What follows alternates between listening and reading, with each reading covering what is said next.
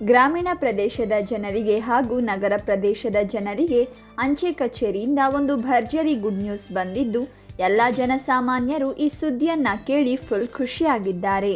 ಹೌದು, ಸೊ ನಿಮ್ಮ ಊರಲ್ಲಿ ಅಥವಾ ನಿಮ್ಮ ನಗರದಲ್ಲಿ ಅಂಚೆ ಕಚೇರಿ ಇದ್ದರೆ ಈ ಮಾಹಿತಿಯನ್ನು ತಿಳಿದುಕೊಳ್ಳುವುದು ಅತ್ಯವಶ್ಯಕ.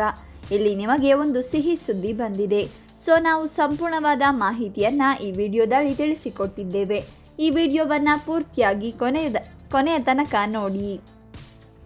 ಹೌದು, ಇದೀಗ ಅಂಚೆ ಕಚೇರಿಯು ಒಂದು ಹೊಸ ಯೋಜನೆಯನ್ನು ಜಾರಿಗೆ ತಂದಿದೆ. ಹೌದು, ಡಿಜಿಟಲ್ ಇಂಡಿಯಾವನ್ನು ಉತ್ತೇಜಿಸಲು ಈಗ ಡಿಜಿಟಲ್ ಅಂಚೆ ಖಾತೆಯನ್ನು ಓಪನ್ ಮಾಡಲಿಕ್ಕೆ ಹೊರಟಿದ್ದಾರೆ. ಹೌದು, IBBP ಖಾತೆ ತೆರೆಯುವ ಮೂಲಕ ಇದೀಗ ಜನಸಾಮಾನ್ಯರಿಗೆ ಸಿಹಿ ಸುದ್ದಿಯನ್ನು ಕೊಟ್ಟಿದ್ದಾರೆ. ಇನ್ನು ಜನಸಾಮಾನ್ಯರು ಈ ಡಿಜಿಟಲ್ ಅಂಚೆ ಖಾತೆಯನ್ನು ತೆರೆಯಲು 100 ರೂಪಾಯಿಯನ್ನು ಠೇವಣಿ ಇಡಬೇಕು. 100 ರೂಪಾಯಿ ಠೇವಣಿ ಇಟ್ಟು ಅಕೌಂಟನ್ನು ಓಪನ್ ಮಾಡಿಸಿದರೆ ಜನಸಾಮಾನ್ಯರಿಗೆ ಈ ಅಕೌಂಟ್ನ ತುಂಬಾ ಲಾಭ ಸಿಗಲಿದೆ.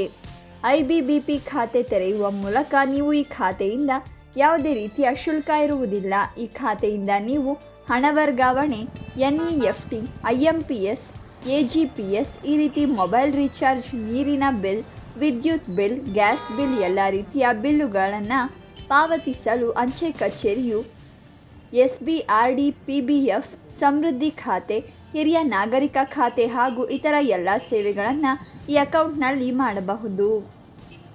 ಹೌದು, ಮೊಬೈಲ್ ಮುಖಾಂತರ ನೀವು ಈ ಅಕೌಂಟನ್ನು ಓಪನ್ ಮಾಡುವ ಮೂಲಕ ಪಡೆಯಬಹುದು ಹಾಗೂ ಸರ್ಕಾರದ ಎಲ್ಲ ರೀತಿಯ ನೇರ ಹಣ ವರ್ಗಾವಣೆಯಾಗಿರಬಹುದು.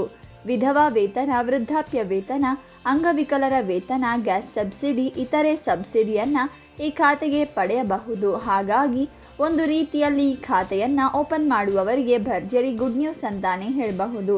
ಒಂದು ಸಲ ನಿಮ್ಮ ವಲಯಕ್ಕೆ ಬರುವ, ನೀವು ಗ್ರಾಮೀಣ ಅಥವಾ ನಗರ ಪ್ರದೇಶದಲ್ಲಿದ್ದರೆ ನಿಮ್ಮ ವಲಯಕ್ಕೆ ಬರುವ ಅಂಚೆ ಕಚೇರಿಗೆ ಭೇಟಿ ನೀಡಿ ಈ ಅಕೌಂಟನ್ನು ಆದಷ್ಟು ಬೇಗ ಓಪನ್ ಮಾಡಿಸಿ ಹಾಗೂ ಈ ಮಾಹಿತಿಯನ್ನು ಎಲ್ಲರಿಗೂ ಶೇರ್. ಈ ವಿಡಿಯೋ ನಿಮಗೆ ಇಷ್ಟವಾಗಿದ್ದರೆ ಲೈಕ್ ಮಾಡಿ ಹಾಗೂ ಇನ್ನೂ ಇಂತಹ ಹೆಚ್ಚಿನ ಮಾಹಿತಿ ಮತ್ತು ವಿಡಿಯೋಗಳಿಗಾಗಿ ತಪ್ಪದೇ ನಮ್ಮ ಚಾನಲನ್ನು ಸಬ್ಸ್ಕ್ರೈಬ್ ಮಾಡಿ.